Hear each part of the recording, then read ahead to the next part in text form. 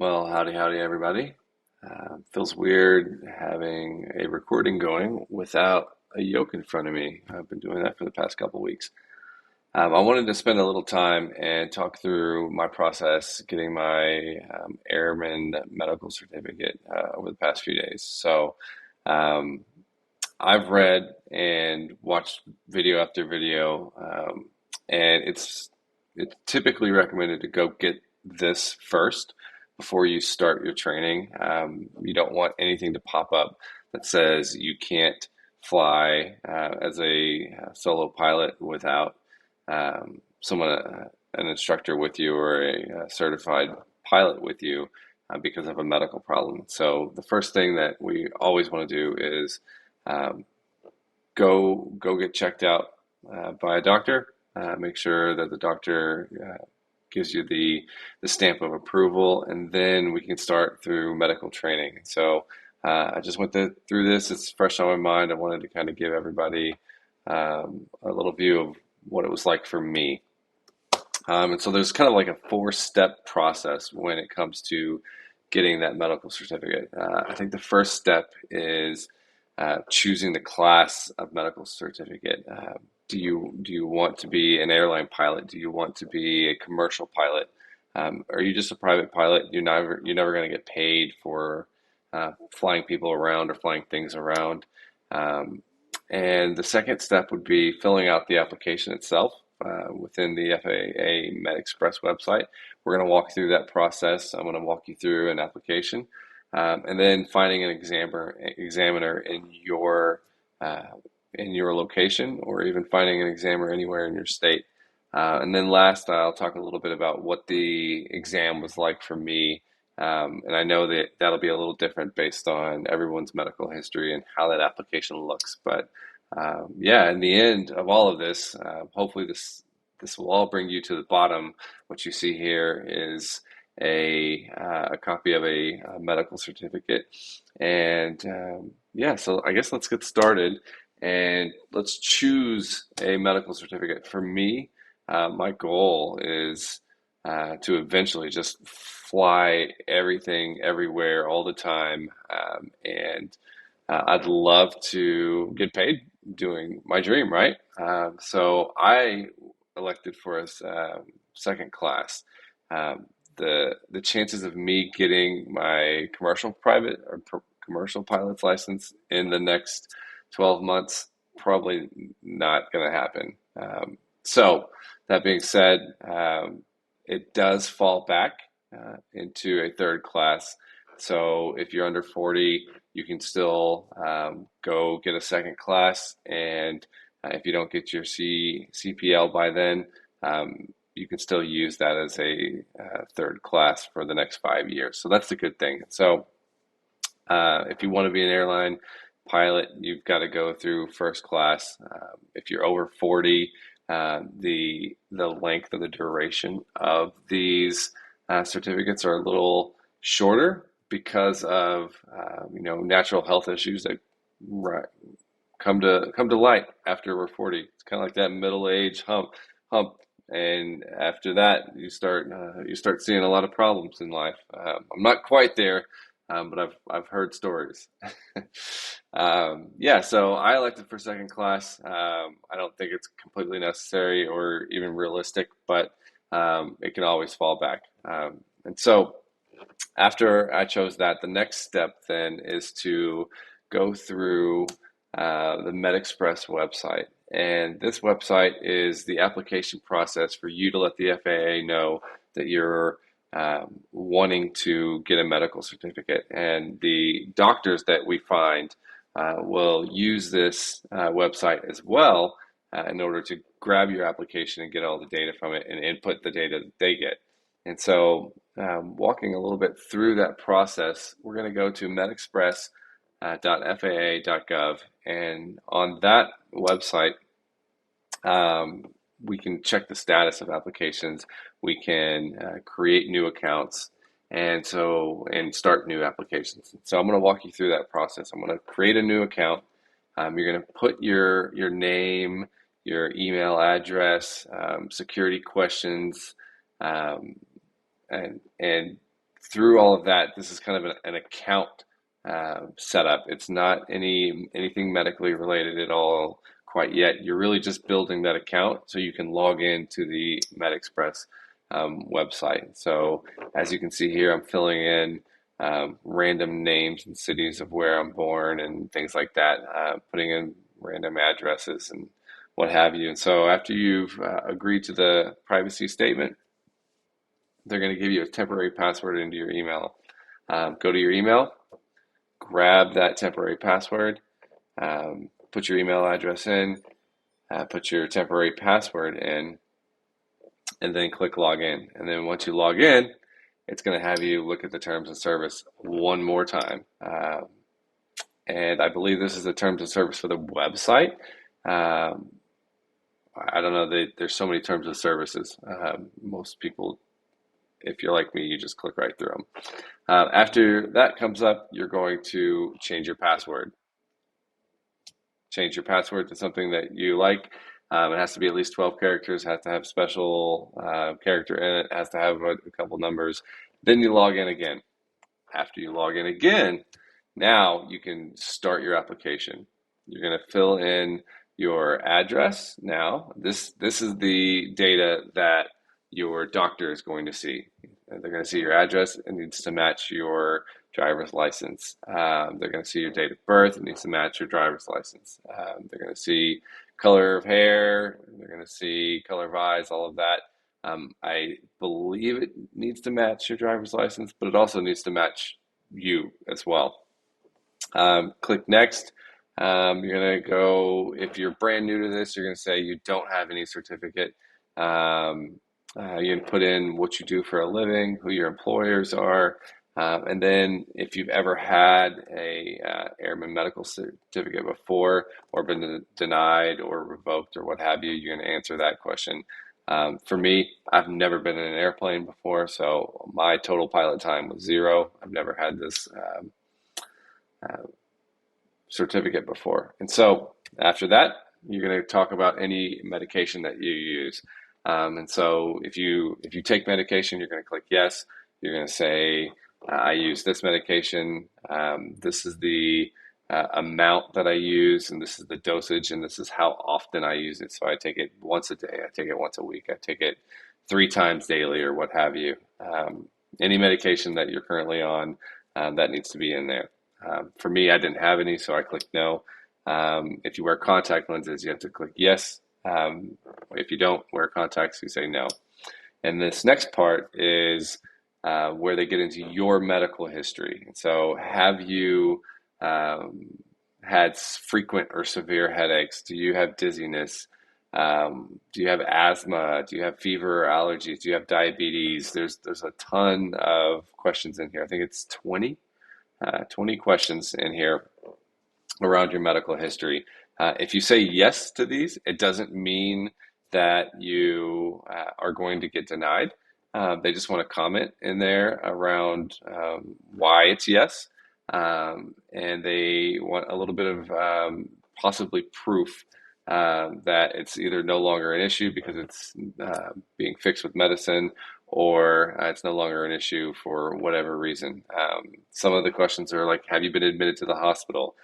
These are things like for surgery, overnight stays, things like that. And so try to put as much as you can in there in terms of what you've seen and what you've done from a medical history perspective. After that, they're going to talk about kind of your criminal history from a military perspective, or from a DWI, DUI perspective. And if you have any additional comments, definitely put those in there. I had my tonsils taken out when I was 2. I broke my leg when I was skateboarding, or I think I put here playing hopscotch.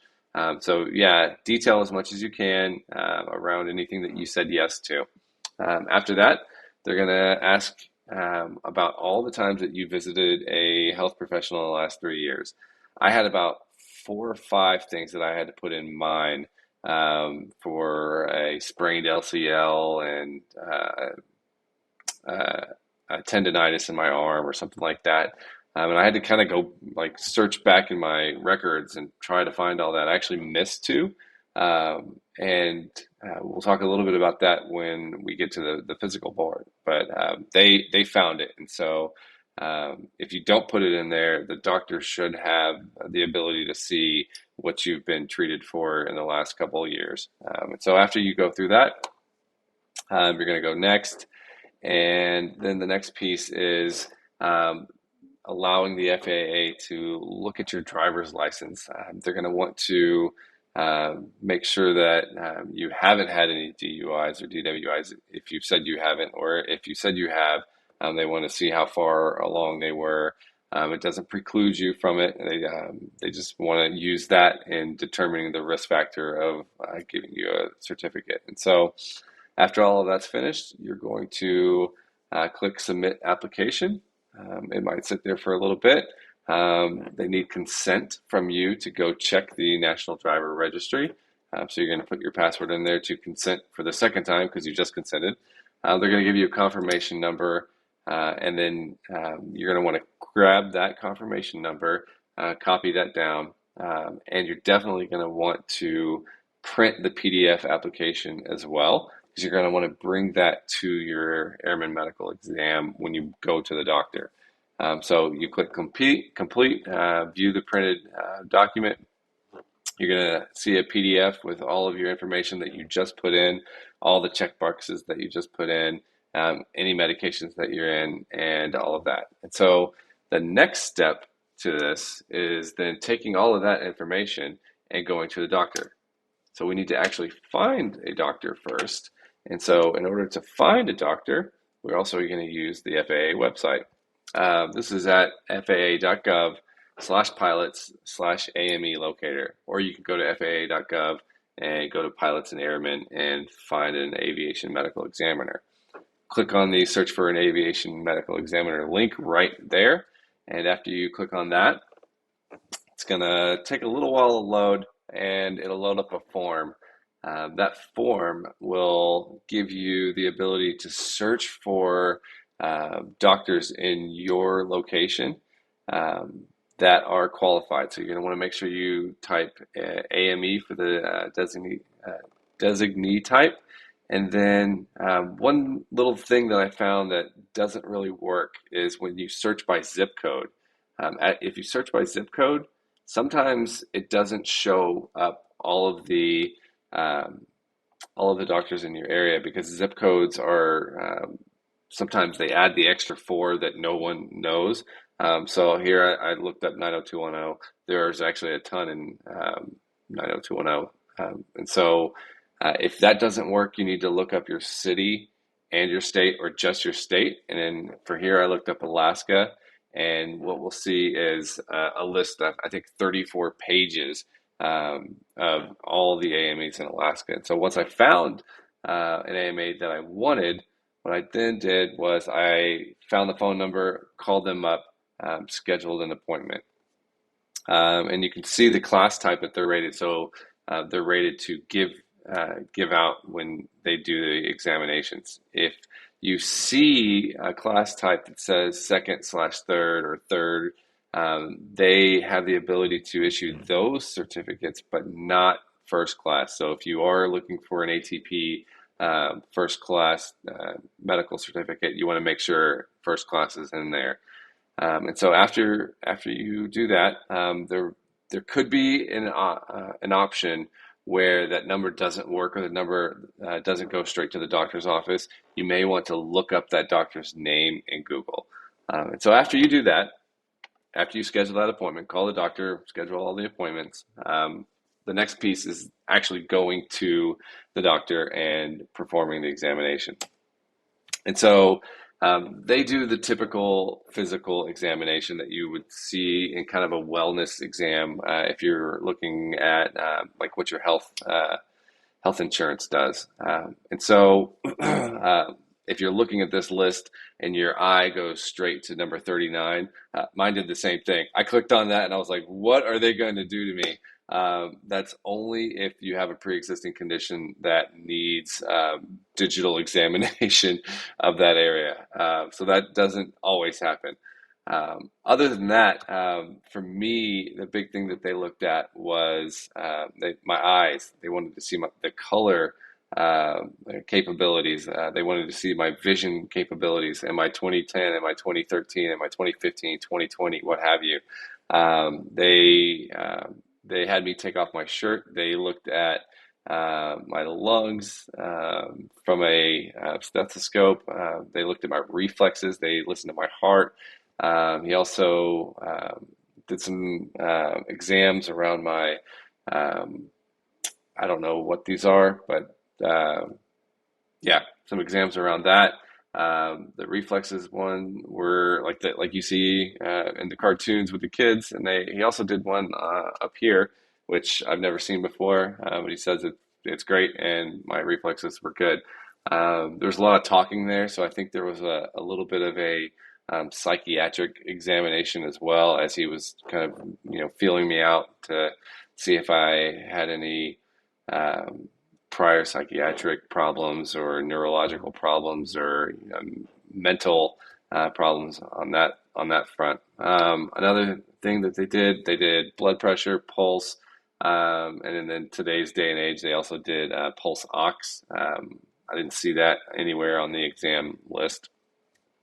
Looked at my ears, looked at my mouth. Let's see, what else did he do? Oh, lymph nodes. That's what these are, I believe. He just checked general skin as well. And after that, I peed in a cup. I had to wait 20 minutes or so for them to examine all of that. They came back, and once they came back, they gave me the pass, and they said, "You're good. Your eyes are good. All of that's good. Here's your certificate." He actually printed out one from his computer, so not the one that I brought in where he could have signed and I could have signed. And so it kind of looks like this, where this one's a first class. But he gave me one that gave my full name and address, my height, weight, hair color, eye color, all of that. I didn't have any limitations because I don't wear glasses or what have you.